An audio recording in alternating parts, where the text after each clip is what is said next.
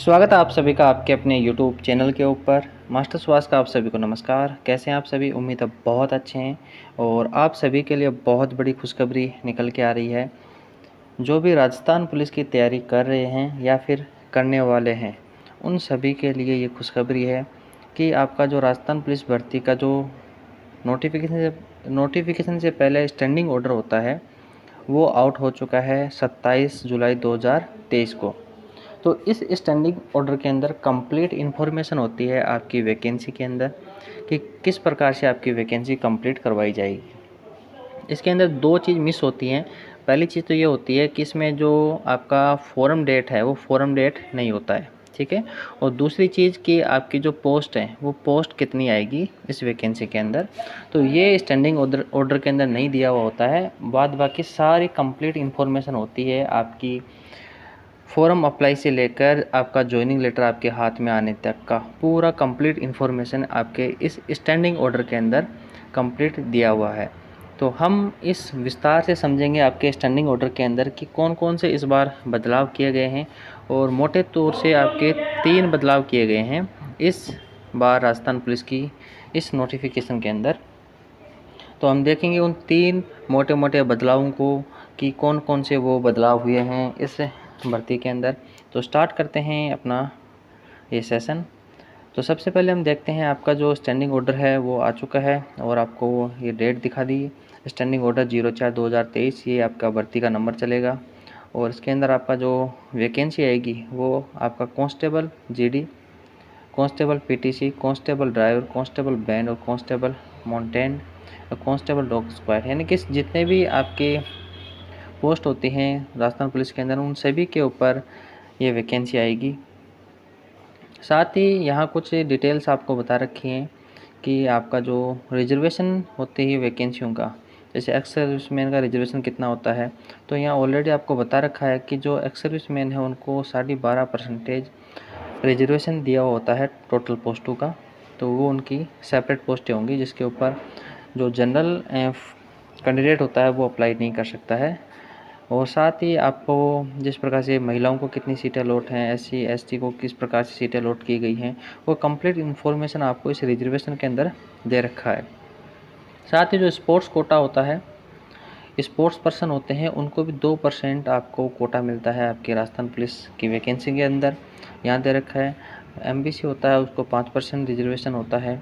इसी प्रकार से जो इकोनॉमी बैकवर्ड सेक्शन है ईडब्ल्यूएस कैटेगरी, उसको भी आपका जो 10% इस बार दिया हुआ है 20/10/2019 से। तो ये है आपकी रिजर्वेशन की कहानी। अब आगे बढ़ते हैं हम अपनी नोटिफिकेशन के एक दूसरे सेक्शन के ऊपर। तो ये आपको है एज के बारे में कि आपकी एज कितनी होनी चाहिए। तो मोटे तौर पे जो एज आपकी राजस्थान पुलिस के अंदर ली जाती है वो ली जाती है आपकी 18 से 23 साल, यानी कि आपकी 18 जो उम्र है वो कंप्लीट होनी चाहिए और 23 तक आप जा सकते हो। यह है जनरल की, यानी कि जो सामान्य कैंडिडेट होता है जनरल कैटेगरी का, उसकी एज यह बताई गई है। इसके अलावा जो आपकी एज काउंट की जाएगी वो आपको 1 जनवरी से, यानी फर्स्ट डे ऑफ जनवरी, यानी कि 1 जनवरी से आपकी काउंट की जाएगी। ये अच्छी बात है कि आपकी जुलाई के अंदर नोटिफिकेशन, अगस्त के अंदर आपका नोटिफिकेशन आ रहा है और आपकी जो एज काउंट है वो की जाएगी आपकी जनवरी से, यानी काफ़ी फ़ायदा होने वाला 6 महीने का। साथ ही अब देखते हैं कि आपकी जो अदर कैटेगरी है उनके लिए एज का क्या होता है सीन। तो सबसे पहले हम बात करते हैं ओबीसी की। तो देखो जो जनरल कैंडिडेट होता है, ठीक है, जनरल कैंडिडेट की उम्र है 18 से 23 साल, ठीक है। और जो ओबीसी कैंडिडेट होता है, हम मेल की बात कर रहे हैं, फीमेल की इसके बाद में बात करेंगे। तो ओबीसी कैंडिडेट ये 23 तो होता ही है, 23 के अंदर वो 5 साल और ऐड कर ले तो टोटल हो गया 28, यानी कि 28 साल तक की उम्र का कोई भी मेल कैंडिडेट जो ओबीसी कैटेगरी से बिलोंग करता है वो फॉर्म अप्लाई कर सकता है। साथ ही एससी और एसटी और एमबीसी, ठीक है, जो नॉन क्रिमिलियर में आते हैं, ठीक है, तो ये भी आपको 28 एज दे रखी है मेल की। यानी हम बात करें सिंपल तौर पे कह सकते हैं कि जो जनरल होता है, जनरल की 23 साल एज है, मैक्सिमम एज है ये। ओबीसी, एससी और एसटी, इन तीनों की एज है इसके अंदर 5 प्लस कर दो, यानी कि 28 साल तक ये फॉर्म अप्लाई कर सकते हैं, यानी कि लास्ट 28 साल तक आप फॉर्म अप्लाई कर सकते हो। अब देखते हैं जो आप फीमेल हैं, फीमेल का क्या है, इसके अंदर जो आपकी जनरल की एज है वो तो सेम है। जनरल की एज आपकी दे रखी है कितनी, 18 से 23। अब इसके अंदर कैटेगरी आ गई, देखो एक तो ओबीसी, एससी और एसटी। इसके अंदर इनको 10 साल का रिजर्वेशन है, यानी कि 10 साल, 23 के अंदर आप 10 ऐड करोगे, 33 साल तक की कोई भी फीमेल फॉर्म अप्लाई कर सकती है। वो बिलोंग करती है आपकी OBC category, SC category, ST category और साथ ही एमबीसी कैटेगरी। और एमबीसी के अंदर भी नॉन क्रिमिनल ईयर। इसके अंदर अगर कोई भी महिला आती है तो वो आराम से फॉर्म अप्लाई कर सकती है। तो ये थी आपकी एज लिमिट। साथ ही अब आगे देखते हैं, आपका सबसे पहले जो फर्स्ट आपका चेंज है इसके अंदर वो आया है इस बार। फर्स्ट चेंज है, जो बदलाव होते हैं चेंज, तो जो चेंज हुआ है इस बार भर्ती के अंदर, वो सबसे पहला बदलाव हुआ है कौन सा, फर्स्ट बदलाव है आपका कि आपकी जो फिजिकल होगा वो पहले होगा। ठीक है, आपका फिजिकल पहले होगा। दूसरा बदलाव जो हुआ है इसके अंदर वो हुआ है आपका कि आपकी जो एग्ज़ाम होगी वो कंप्यूटर पे होगी। एग्ज़ाम आपकी कंप्यूटर बेस्ड होगी, यानी कि सीबीटी होगी। और जो तीसरा बदलाव है वो है कि आपका जो 10 मार्क्स का महिला बाल अपराध था उसको ख़त्म कर दिया गया है इस बार। ठीक है, तो ये मोटे रूप से 3 बदलाव हैं। आपकी रनिंग पहले होगी, कंप्यूटर बेस्ड एग्ज़ाम होगा और आपका जो महिला बाल अपराध के 10 क्वेश्चन थे उसको इस बार भर्ती से हटा दिया गया है। तो अब देखते हैं हम फिजिकल फिटनेस कि इसके अंदर कौन कौन सी कितनी आपकी हाइट रहेगी, कितना आपका वज़न होना चाहिए। तो सबसे पहले हम बात करते हैं फिजिकल की। तो फिजिकल में सबसे पहले हम देखते हैं मेल्स की। तो मिनिमम जो हाइट है वो दे रखी है 168, यानी कि 168 सेंटीमीटर आपकी जो हाइट है वो होनी चाहिए। आपका जो चेस्ट है वो कितना होना चाहिए, नॉर्मल जब चेस्ट मेजर करते हैं तो 81 सेंटीमीटर, और फुलाने के बाद में जो चेस्ट होना चाहिए वो होना चाहिए 86 सेंटीमीटर, यानी कि दोनों का जो डिफरेंस है वो 5 सेंटीमीटर का फुलाव आपके चेस्ट के अंदर होना चाहिए। और वेट यहाँ कोई अप्लीकेबल नहीं है। अब वुमेन का देखते हैं। तो वुमेन की जो हाइट यहाँ बता रखी है वो है आपकी 152, यानी 152 सेंटीमीटर आपकी हाइट होनी चाहिए। नॉट अप्लीकेबल, यानी कि जो चेस्ट इनके लिए अप्लीकेबल नहीं है। साथ ही इनके लिए जो अप्लीकेबल है वो है आपका वेट। तो मिनिमम जो वेट होता है फीमेल का वो 47.5, यानी कि 47.5 kg आपका वेट होना चाहिए। इतना वेट, इससे अगर वेट कम होता है तो फिजिकल के अंदर मोस्टली आउट कर देते हैं। 1-2 kg का तो वो चला लेते हैं, केले वगैरह खा के या पानी वगैरह पी के आप मेजर करवा सकते हो, लेकिन 4-5 kg कम है तो वहाँ थोड़ी सी दिक्कत होती है। साथ ही जो शहरी डिस्ट्रिक्ट्स या जैसे 12 से हैं उनके लिए क्या है, जो मेल की हाइट है वो 160 सेंटीमीटर, जो चेस्ट में उनको रिलेक्शन है 74 सेंटीमीटर मिनिमम होना चाहिए, 79 सेंटीमीटर फुलाने के बाद में। दोनों का जो डिफरेंस देखते हैं वो 5 सेंटीमीटर का होना चाहिए। तो यहाँ भी सेम था 5 सेंटीमीटर और यहाँ भी सेम है 5 सेंटीमीटर। साथ ही जो आपका वेट है मेल के लिए कोई अप्लीकेबल नहीं है। साथ ही फीमेल का देखते हैं तो 145 सेंटीमीटर आपकी हाइट होनी चाहिए, जो आपका चेस्ट अप्लीकेबल नहीं है। साथ ही जो वेट है वो होना चाहिए 43 kg। तो ये तो हुआ फिजिकल फिटनेस कि आपकी जो हाइट चेस्ट कितना होना चाहिए। साथ ही अब देखते हैं कि आपकी जो एजुकेशन क्वालिफ़िकेशन है वो क्या बता रखी है कि कितनी एजुकेशन के ऊपर आपका फॉर्म अप्लाई होगा इस वैकेंसी के अंदर। तो इस वैकेंसी के अंदर जो पिछली बार था वो सेम ही है कि आप जनरल पुलिस और इंटेलिजेंस से बनना चाहते हो तो आपके पास 12th की डिग्री होनी चाहिए, यानी कि आप 12th पास होनी चाहिए। ठीक है, 12th पास होनी चाहिए। अगर आप अभी 12th के अंदर हैं तो आप अप्लाई नहीं कर सकते हो, और तो आपके पास 12th की डिग्री होनी चाहिए। साथ ही अगर आप पुलिस टेलीकम्युनिकेशन के अंदर, वायरलेस के अंदर, दूरसंचार के अंदर अगर आप फॉर्म अप्लाई करना चाहते हो तो आपके पास जो 12th है, 12th के अंदर फिजिक्स मैथ या कंप्यूटर साइंस होना चाहिए सब्जेक्ट। 12th के अंदर आपके पास PCM होना चाहिए सब्जेक्ट, यानी कि अगर आपने 12th साइंस से कर रखी है, साइंस में भी आपने मैथ्स ले रखा है तो आप अप्लाई कर सकते हो टेलीकम्युनिकेशन के अंदर। तो ये 2 क्वालिफ़िकेशन है आपकी। आप 12th कोई भी सब्जेक्ट से पास हो सकते हो। आप BA, आप शायद आर्ट्स से करा हो आपने, आपने साइंस से किया हो या फिर आपने कॉमर्स से किया हो 12th, ठीक है। वो तीनों सेक्शन आपके मान्य हैं। अब साथ ही यहाँ आपको बता रखा है कि application apply for district unit, यानी कि आपको डिस्ट्रिक्ट यूनिट आपको अप्लाई किस प्रकार से करना है आपकी डिस्ट्रिक्ट यूनिट के अंदर। तो यहाँ पर आपको बता दिया गया कि जो आपकी SSO ID है उसके माध्यम से आपको मित्र पे जाके आपको फॉर्म अप्लाई करना होगा।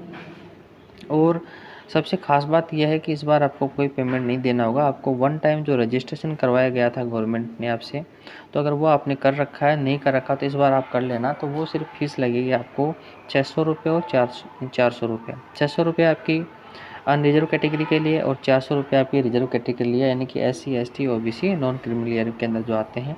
और साथ ही जो EWS कैंडिडेट हैं जिनके पास स्टेट का सर्टिफिकेट है, तो वो आपको 400 रुपये फ़ीस पे करनी होगी। तो ये था आपका। और साथ ही एक चीज़ बताई गई है ई में कि आपका जो हैंड रिटन एप्लीकेशन है वो सबमिट आपका एक्सेप्टेड नहीं किया जाएगा। आपको ऑनलाइन ही सबमिट करना होगा आपका एप्लीकेशन, और जल्दी ही आपका जो नोटिफिकेशन है ऑनलाइन एप्लीकेशन का वो आउट हो जाएगा।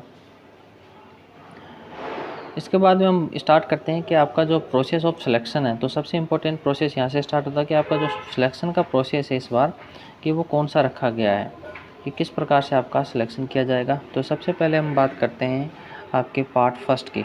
ये पार्ट फर्स्ट के अंदर आपको क्या बताया गया है। तो according to notification based on 23/5/2022 state government personal department, तो इस रूल्स के अकॉर्डिंग आपके जो चेंजेस हैं वो क्या किए गए हैं। आपका सबसे पहले तो आपका जो पुलिस की ये भर्ती है वो फर्स्ट भर्ती है जो CET के अंदर आएगी। जो आपका कॉमन एलिजिबिलिटी टेस्ट हुआ था CET, उसके अंदर आने वाली पहली वैकेंसी आपकी राजस्थान पुलिस की। इससे पहले जो वैकेंसी आती थी वो डायरेक्ट आपकी वैकेंसियाँ हुआ करती थी। तो इसके अंदर आपकी जो ये पहली भर्ती आपकी कंप्लीट होने जा रही है। इसमें आपको बताया गया है कि जो कैंडिडेट है अगर वो जनरल EWS OBC MBC से ओवरऑल 40% अगर मार्क्स लेके आते हैं, 40% मार्क्स अगर वो लेके आते हैं तो वो फॉर्म अप्लाई कर सकते हैं। अगर 40% से मार्क्स उनके कम हैं तो वो फॉर्म अप्लाई नहीं कर पाएंगे। साथ ही अगर SC ST कैटेगरी से हैं तो 36% और TSP शहरिया का स्कोरिंग है 30%। तो ये आपका जो नॉर्मल क्राइटेरिया है फॉर्म अप्लाई करने का वो यहाँ बता दिया गया है। साथ ही यहाँ एक चीज़ और मेंशन की गई है कि जो आपकी टोटल पोस्ट होंगी उस टोटल पोस्ट का 15 गुना कैंडिडेटों को शॉर्टलिस्ट किया जाएगा। जितने भी फॉर्म आप भरे जाएंगे 40% ये न्यूनतम आपकी क्वालिफ़िकेशन है, इसके आधार के ऊपर 15 गुना कैंडिडेटों को शॉर्टलिस्ट किया जाएगा। वही सबसे पहले जो PST फिजिकल एफिशिएंसी टेस्ट है, PST PET physical efficiency test और PST फिजिकल स्टैंडर्ड टेस्ट, उसके लिए क्वालिफाई किया जाएगा उन्हीं कैंडिडेट को जो 15 गुना के अंदर आएंगे। फॉर्म सबसे भरवाए जाएंगे जो 40% है और 36% हैं अकॉर्डिंग टू कैटेगरी वाइज। उन सभी से फॉर्म अप्लाई किए जाएंगे। सभी का सिलेक्शन नहीं होगा, इस चीज़ को आप ध्यान रखना। अगर आप 15 गुना के अंदर आओगे तो ही आपका सिलेक्शन होगा। फॉर्म आप सबसे फिल करवाया जाएगा। तो ये बात आपकी क्लियर हो गई है। आपके 40% और 30% बन रहे हैं मार्क्स, तो आपसे आप फॉर्म भरने के एलिजिबल हैं। साथ ही अब देखते हैं आपका जो फिजिकल एफिशिएंसी टेस्ट है PET जिसको हम कहते हैं शॉर्ट फॉर्म के अंदर, उसके अंदर सबसे पहले क्या करवाया जाएगा। तो मेल के लिए 5 किलोमीटर रनिंग है जो पहले भी थी और 25 मिनट के अंदर कंप्लीट करनी है, इजीली कंप्लीट हो जाती है। आपको आज से ही रनिंग करना स्टार्ट कर देनी है। अगर आपके 40% मार्क्स हैं तो 40% मार्क्स हो गए, 300 का 40% कितना निकलता है तो आप निकाल के चेक करोगे तो 120 मार्क्स प्लस आपके हैं CET के अंदर। तो आप आज से ही रनिंग की तैयारी स्टार्ट कर दो, हो सकता है 15 गुना के अंदर आपका नंबर आ जाए। साथ ही वुमेन की हम बात करते हैं तो 5 किलोमीटर रनिंग 35 मिनट के अंदर पहले भी सेम था। Ex serviceman 5 kilometre running 30 minute के अंदर पहले भी सेम था। और शहरिया कैंडिडेट ये है 5 किलोमीटर रनिंग 30 मिनट के अंदर आपको ये कंप्लीट करनी है। तो ये था आपका फिजिकल एफिशिएंसी टेस्ट कि आपको क्या करवाया जाएगा। साथ ही फिजिकल स्टैंडर्ड टेस्ट के अंदर क्या होता है, जो मेल कैंडिडेट होते हैं, ठीक है, जो मेल कैंडिडेट होते हैं उनका तो क्या चेक किया जाता है, उनका तो सिर्फ चेस्ट मेजरमेंट किया जाता है।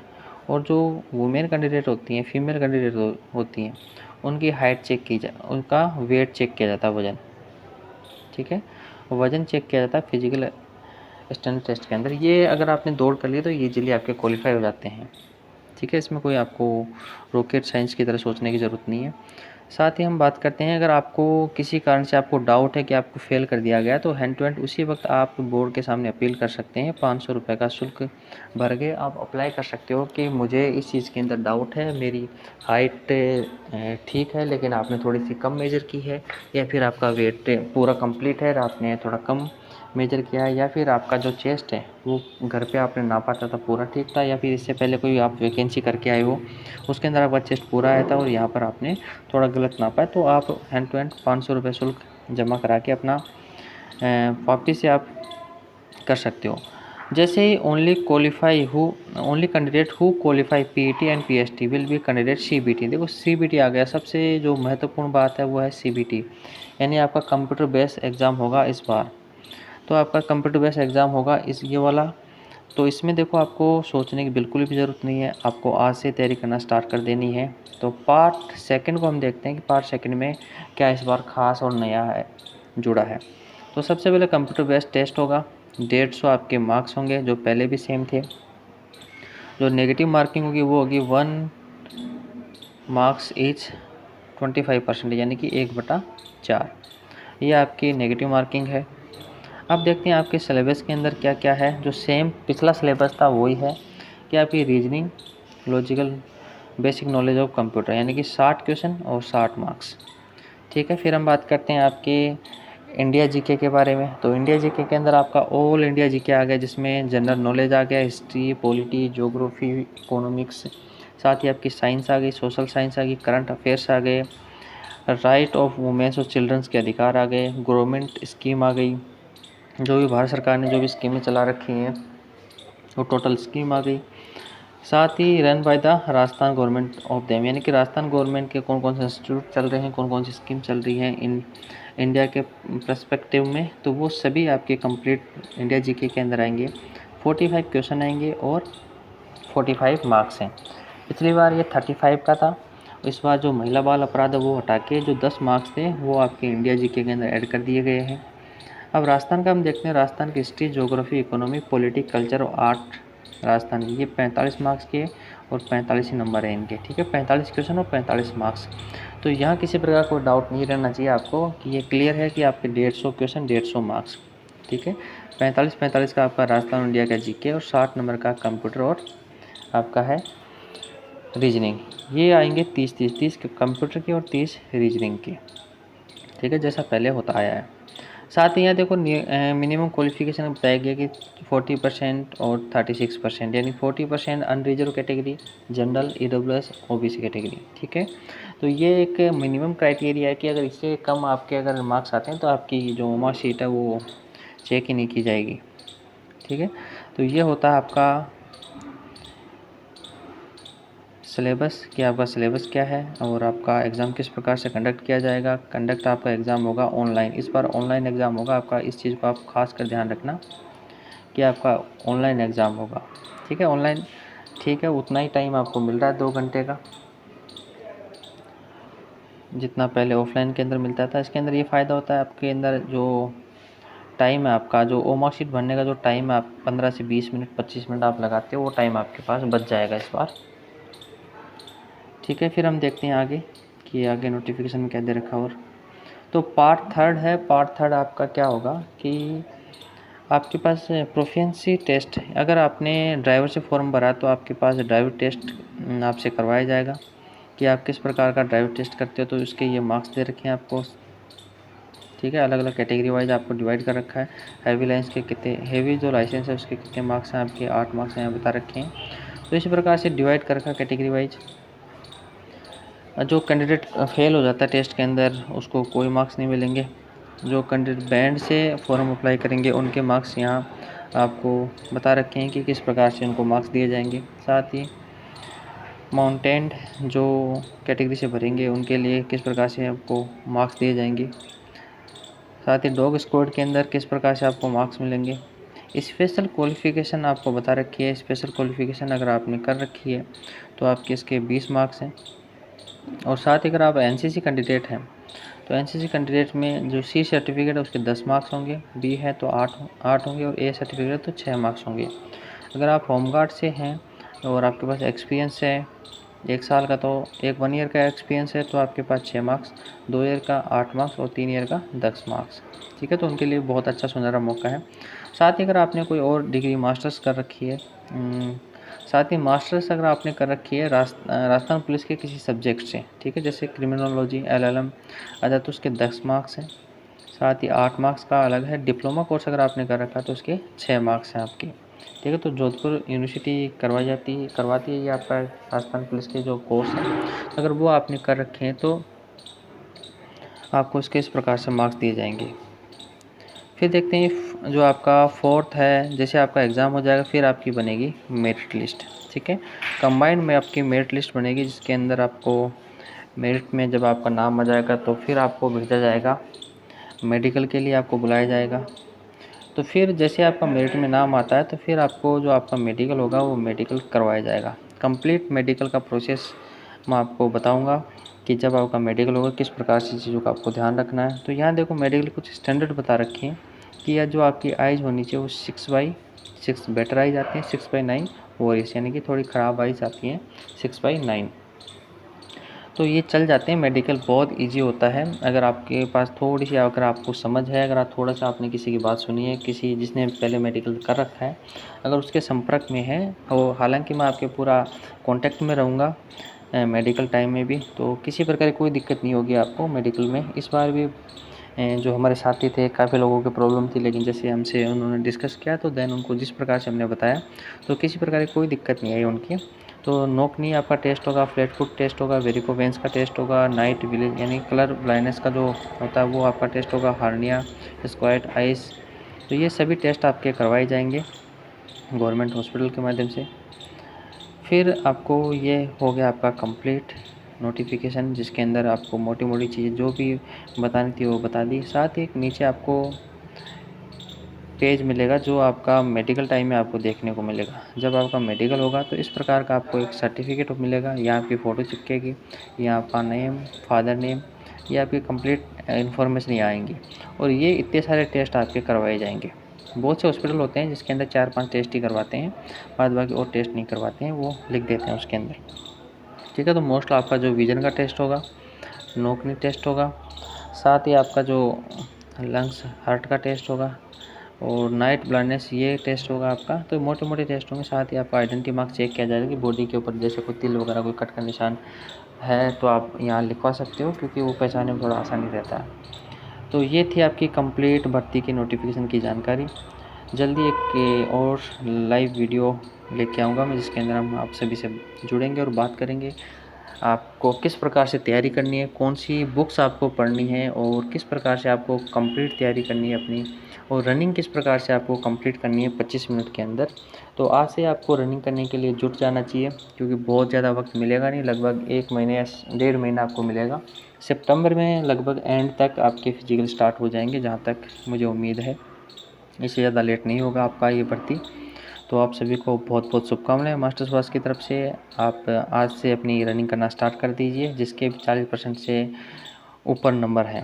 तो मिलते हैं नेक्स्ट वीडियो में नई इन्फॉर्मेशन के साथ। तब तक के लिए अपना ख्याल रखना, टेक केयर, और तैयारी में अभी से लग जाना आपको।